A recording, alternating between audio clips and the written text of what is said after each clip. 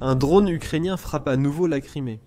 Confiant dans sa capacité à défendre le territoire annexé, la Russie déploie ses défenses aériennes, lançant tout, des missiles aux avions de chasse, pour intercepter les drones entrants. Mais quelque chose tourne mal. Au lieu d'abattre un drone, la Russie frappe la toute dernière chose qu'elle voudrait toucher, son propre avion de chasse. La Russie a tenté de défendre la Crimée, pour finalement faire exploser son propre Su-30 en plein ciel. L'incompétence militaire russe est exposée au grand jour, alors que l'un des avions les plus importants du pays est réduit à une épave en flammes par ses propres munitions. Du moins, c'est ce qu'affirme un rapport du 17 octobre du Kiev indépendant, qui indique que la Russie a tenté, sans succès, d'empêcher une frappe de drone ukrainien sur la péninsule de Crimée.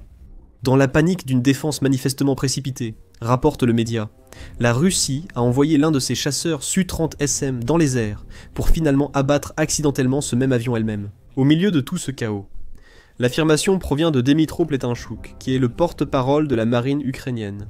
L'ennemi a probablement abattu son propre chasseur multirôle en repoussant une attaque de drones ukrainiens à l'aide de systèmes de défense aérienne, a déclaré Pletenchuk au Kiev Independent.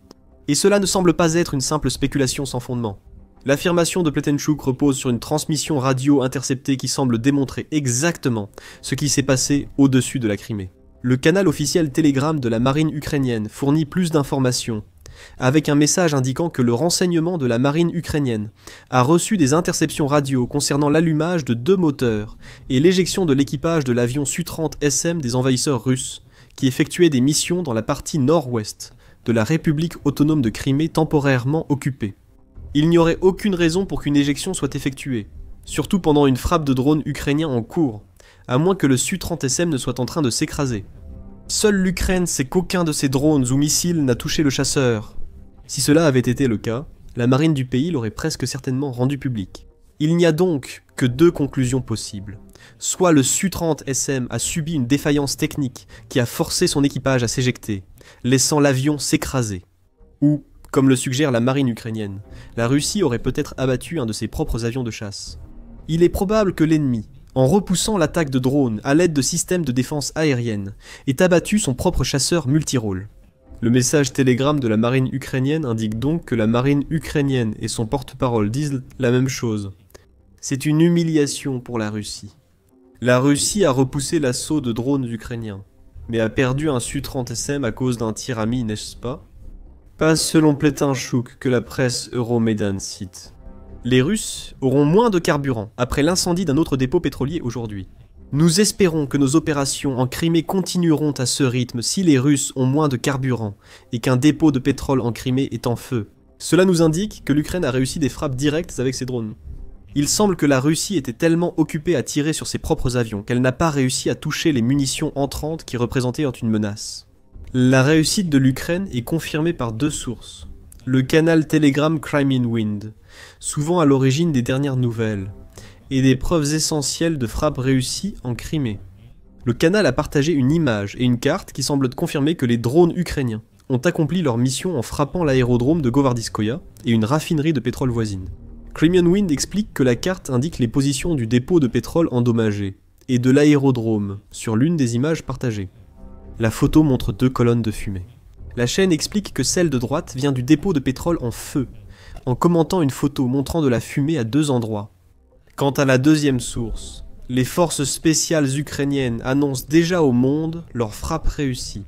Dans la nuit du 17 octobre, des unités des forces spéciales ont utilisé des drones d'attaque pour frapper plusieurs cibles ennemies sur le territoire temporairement occupé de la République autonome de Crimée. Les forces spéciales l'ont annoncé sur leur propre chaîne Telegram. Le résultat des actions réussies des forces spéciales d'Ukraine est la destruction d'un dépôt de pétrole dans le village de Govardiskoye et d'un FDKQ de l'usine Govardiskoye dans le village de Kayaner, district de Sakski. Maintenant, ce dépôt semble être en flammes. Ce qui se passe ici, c'est une double humiliation pour Vladimir Poutine et les forces que le dirigeant russe a consacrées à la défense de la Crimée. La Russie a réussi à abattre l'un de ses propres avions en défendant la Crimée annexée contre les drones ukrainiens. Mais elle n'a pas réussi à empêcher tous ces drones d'atteindre leur cible. Comme cela est devenu habituel pour le ministère russe de la Défense. À ce stade, il n'y a aucune déclaration officielle de la Russie concernant le sort de son Su-30SM touché. Au lieu de cela, le pays préfère se concentrer sur ce qu'il estime avoir réussi à accomplir, en se défendant contre l'attaque de l'Ukraine. Le Moscow Times rapporte que la Russie a abattu l'un de ses propres avions de chasse. Le ministère russe de la Défense n'a signalé que les projectiles neutralisés par ses défenses aériennes. Dans la nuit du 17 octobre, il affirme avoir détruit 61 drones ukrainiens, dont 38 au-dessus de la mer Noire et de la Crimée. On peut supposer que l'avion russe n'était pas inclus dans les 38 cependant. Il ne serait pas surprenant que la Russie l'ajoute simplement pour gonfler les chiffres. Et au final, cela n'a pas d'importance. La Russie peut prétendre avoir abattu autant de drones qu'elle le souhaite. Cela ne change rien. L'Ukraine a atteint sa cible et, d'une certaine façon, détruit un Sukhoi 30SM à cause de l'incompétence russe. Que la Russie a-t-elle perdu au-dessus de la Crimée? Le Sukhoi 30 est souvent vu comme l'un des meilleurs avions de chasse russes, du moins selon la Russie. En août 2021 seulement, quelques mois avant que Vladimir Poutine ne lance l'invasion de l'Ukraine, le magazine Military Watch a indiqué que le premier Sukhoi 30 a effectué son premier vol en décembre 1989, soit seulement quelques années avant l'effondrement de l'Union soviétique. C'est un avion de chasse de la guerre froide, confirmé par le début du développement du Sukhoi 30 en 1986 initialement prévu, comme variante du programme Sukhoi 27 russe. Selon Military Watch, le Sukhoi 30 est aujourd'hui le dérivé du Sukhoi 27, le plus déployé au monde, et il est toujours en production, tant pour l'armée russe que pour l'exportation. Avec des capacités qui se sont nettement améliorées depuis les années 1990, la publication ajoute qu'avant le début de la guerre en Ukraine, l'armée de l'air russe disposait d'environ 135 de ces avions, le Sukhoi 30, et ses variantes, étant privilégiés en raison de leurs exigences d'entretien, relativement faibles, et du fait qu'ils conservaient de nombreuses capacités du Sukhoi 27 sur lequel ils étaient basés. Sur les 135 Sukhoi 30 de l'armée de l'air russe, environ 95 sont des variantes Sukhoi 30 SM récemment abattues par la Russie. Encore 22 de ces avions sont déployés par la marine russe, ce qui montre bien l'estime que la Russie porte à ce chasseur en particulier. La Russie apprécie ce chasseur, qu'elle vient d'abattre, pour une bonne raison. Malgré l'arrivée du Su-35, le Su-30 SM demeure l'un des meilleurs avions déployés par la Russie. Avion de chasse multirôle à 2 membres d'équipage. Le Su-30 SM vole à une vitesse maximale d'environ Mach 1,75, soit environ 2175 km/h, à haute altitude dans des conditions idéales. L'avion dispose de capteurs, dont un Optical Locator System, 30 Infrared Search and Track avec télémètre laser pour guider ses armes, et un récepteur d'alerte radar L100 75 avec qui bannit Disappear. Celui-ci sert à des fins plus défensives. Quant à l'armement du Su-30 SM, l'avion est à la hauteur de sa réputation de chasseur multirôle. Il peut tirer plusieurs munitions guidées, y compris différentes versions des RR, 10 RR, 11 air-sol, 14 air-sol, 17 et air-sol 18 russes. Des bombes aériennes corrigées et bombes aériennes de fabrication peuvent aussi équiper l'avion, montrant que la Russie utilise ses Su-30 SM pour lancer les bombes planantes frappant les villes ukrainiennes. Ces bombes planantes sont des bombes russes, bombes aériennes de fabrication, et bombes aériennes corrigées dotées de kits d'ailes et de systèmes de navigation satellite simples, augmentant leur portée et permettant à la Russie de les larguer sans survoler directement la cible. L'idée est de s'assurer que l'avion utilisé pour lancer une bombe planante court le moins de risques possible d'être abattu. Cela ne veut pas dire grand-chose quand la Russie fait le travail difficile d'abattre des Su-30 SM pour l'Ukraine. Seules quelques munitions guidées et bombes du Su-30 SM ont été mentionnées, car il en existe bien d'autres. Mais le Su-30 SM possède plusieurs autres caractéristiques qui le distinguent des anciens modèles Su-30 de la Russie. Celle-ci inclut un radar NO-11M bar, selon le magazine Military Watch. Ce radar a une portée de détection maximale de 400 km, ainsi qu'un affichage tête haute grand angle, et, ironiquement, un nouveau système d'identification qui permet aux pilotes du Su-30 SM d'identifier les amis des ennemis. Les opérateurs de la défense aérienne russe auraient sans doute eu besoin de ce radar dans la nuit du 17 octobre. Euromédan Press souligne que le Su-30 SM est sans doute l'avion que la Russie tenait le moins à perdre, surtout à cause d'un tir ami. Le média note que la Russie utilise largement ces avions, pour tirer des missiles anti-radar KH-31P et KH-58, spécialement conçus pour affaiblir les défenses aériennes d'un pays. L'idée ici est que les missiles anti-radar ciblonnent tout ce qui émet une fréquence radio, comme un système radar. Les missiles détruisent ensuite ce système, laissant idéalement la voie libre à d'autres munitions pour causer de sérieux dégâts ailleurs. La polyvalence du Sukhoi 30SM est évidente. L'un de ces avions a été abattu au-dessus de la Crimée.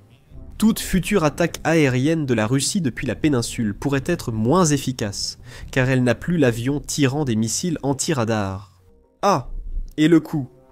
Euromaidan Press affirme qu'un seul Sukhoi 30SM coûte 50 millions de dollars à la Russie. Cependant, le magazine Military Watch Temperslack précise que le Sukhoi 30SM aurait coûté environ 12 millions de dollars au ministère russe de la Défense. Ce qui suggère que le chiffre de 50 millions de dollars correspond au prix auquel la Russie vend le chasseur. Dans tous les cas, ce sont des millions de dollars que la Russie n'aurait pas voulu voir partir en fumée, même dans les meilleures circonstances, et encore moins à cause d'une erreur dans ses défenses aériennes. Elle a aussi dépensé pour les munitions utilisées contre son propre chasseur, au-delà de l'aspect financier. La Russie souffrira de la perte d'un Su-30SM car elle peine à produire plus de chasseurs à cause du manque de composants et de main-d'œuvre. Newsweek rapporte le 3 juillet qu'une pénurie de travailleurs qualifiés et de composants a fortement limité la capacité de la Russie à construire de nouveaux avions de guerre. Normalement, ce serait un exemple de la façon dont la combinaison des sanctions aériennes de l'Ukraine et des sanctions traditionnelles de l'Occident porte ses fruits. Cette fois, la Russie a accidentellement imposé sa propre sanction aérienne, pour détruire un chasseur polyvalent très nécessaire qu'elle sera probablement incapable de remplacer. Cela n'empêche pas la Russie d'envoyer un autre Sukhoi 30SM en Crimée. Cela signifie que la Russie ne peut pas reconstituer les stocks de ses avions de chasse à mesure que d'autres sont détruits au fil du temps. Aussi humiliant que tout cela soit pour la Russie et Poutine, cela doit au moins être un incident isolé. La Russie n'a sans doute pas pour habitude de détruire ses propres soldats et équipements lors d'incidents de tir à mi-évitables. Ce n'est pas du tout le cas. Alors que la guerre en Ukraine approche de la fin de sa 4e année, il est devenu évident que la Russie a une certaine tendance à se frapper elle-même plutôt que son ennemi. Ce schéma apparaît dans tous les domaines de la guerre, y compris au niveau de l'infanterie de base. Parfois, les tirs amis surviennent, car les soldats russes ne supportent pas les conditions imposées par leur armée. Du moins, c'est ce qui semble être arrivé à un conscrit russe, qui était basé à la base militaire de Narofominsk à Moscou. Le 17 octobre, les médias d'État russes ont annoncé qu'un conscrit avait tué un soldat sous contrat russe avant de se suicider. Le Kyiv indépendant indique que le district militaire de Moscou affirme que le soldat a enfreint les règles sur les armes à feu, entraînant sa mort. C'est une façon de le dire. Un soldat russe a mortellement abattu un autre soldat russe avant de retourner son arme contre lui-même. Alors que ce cas particulier de tir ami semble s'être produit parce qu'un soldat russe a craqué sous la pression de son travail, beaucoup d'autres cas ressemblent davantage à ce qui est arrivé au Su-30SM au-dessus de la Crimée le 17 octobre où les bombes, par exemple, semblent être l'une des armes préférées de la Russie pour s'en prendre à elle-même. En janvier 2024, Radio Free Europe, Radio Liberty, a indiqué que la Russie avait reconnu avoir accidentellement bombardé un de ses villages dans le sud de Voronezh, lors d'une frappe aérienne massive censée viser l'Ukraine. La Russie a réussi à causer beaucoup de dégâts, en se frappant elle-même, cette fois en endommageant 6 bâtiments dans le village de Petropavlovka, tout en parvenant au moins à ne tuer aucun de ses propres civils. C'est du moins ce qu'affirme le rapport russe. Un an plus tard, un autre rapport indique que la Russie s'est encore bombardée. Selon le Kyiv Independent, elle aurait largué une de ses bombes intelligentes sur un village de la région de Belgorod.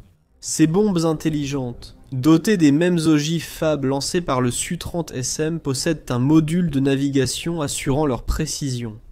La bombe de Belgorod n'a pas explosé, c'était encore un cas où la Russie frappe la Russie. Le Kyiv indépendant rapporte aussi que la Russie s'est frappée elle-même avec 165 de ses propres bombes aériennes de fabrication en 2024.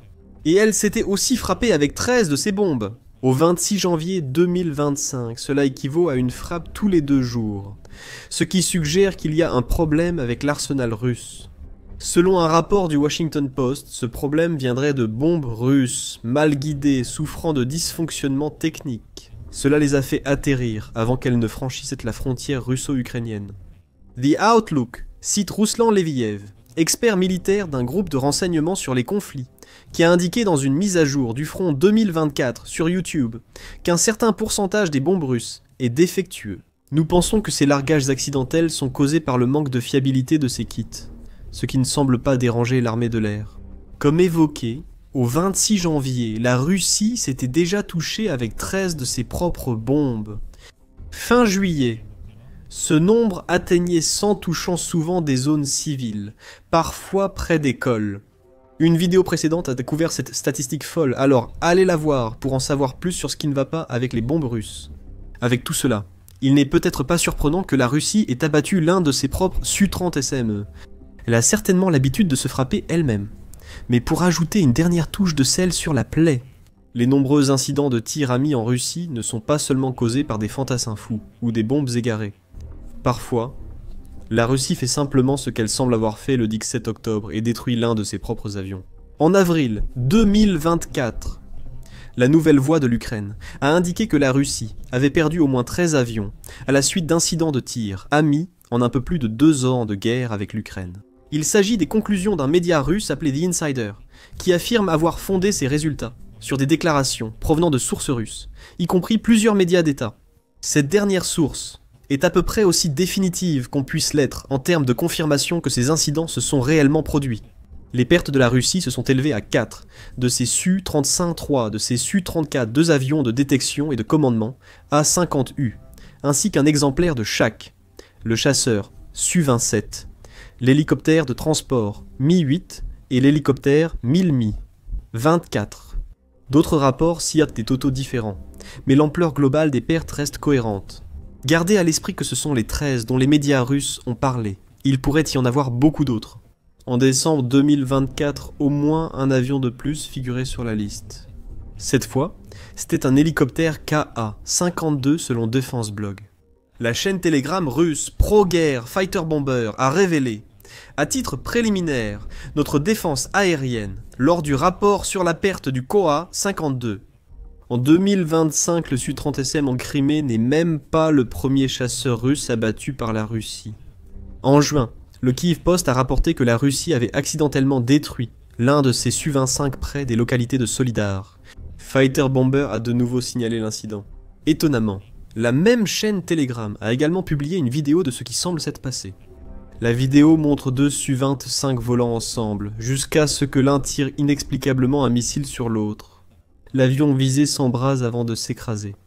Le pilote, selon Fighter Bomber, s'en est sorti avec seulement un bras cassé. Fighter Bomber a conclu de façon hilarante que les Ukrainiens devront en répondre. Comment la Russie a abattu son propre avion de chasse? On ne peut pas en accuser l'Ukraine. Avec la destruction récente du Su-30SM, la Russie peut dire qu'elle a agi suite à une attaque de drones ukrainiens. Qu'un Su-25 russe tire sur un autre montre surtout le manque d'entraînement des pilotes russes. On a l'impression que la Russie perd le contrôle de son armée. Les tirs amis sont courants, mais à cette échelle et avec un tel matériel, c'est préoccupant. Pour n'importe quel autre pays, le 17 octobre aurait été un incident isolé que les médias du monde entier auraient largement relayé, compte tenu de tout ce qui vient d'être évoqué. Abattre l'un de ses propres Su-30 SM n'est qu'une journée ordinaire pour une armée russe, qui semble sans cesse trouver de nouveaux sommets dans la médiocrité. Quant à la Crimée, la mainmise de Poutine sur cette péninsule semble s'effriter de jour en jour, tout comme la capacité de son armée à viser correctement avec ses propres défenses aériennes. Au-delà de la raffinerie, l'Ukraine a frappé le 17 octobre. Une énorme boule de feu a récemment éclaté en Crimée après l'incendie d'un dépôt de pétrole par l'Ukraine. Ce n'est pas la première fois que l'Ukraine frappe ce dépôt, comme vous le découvrirez si vous regardez notre vidéo. Si vous avez aimé cette vidéo, abonnez-vous à The Military Show pour d'autres reportages sur les récentes bévues de la Russie.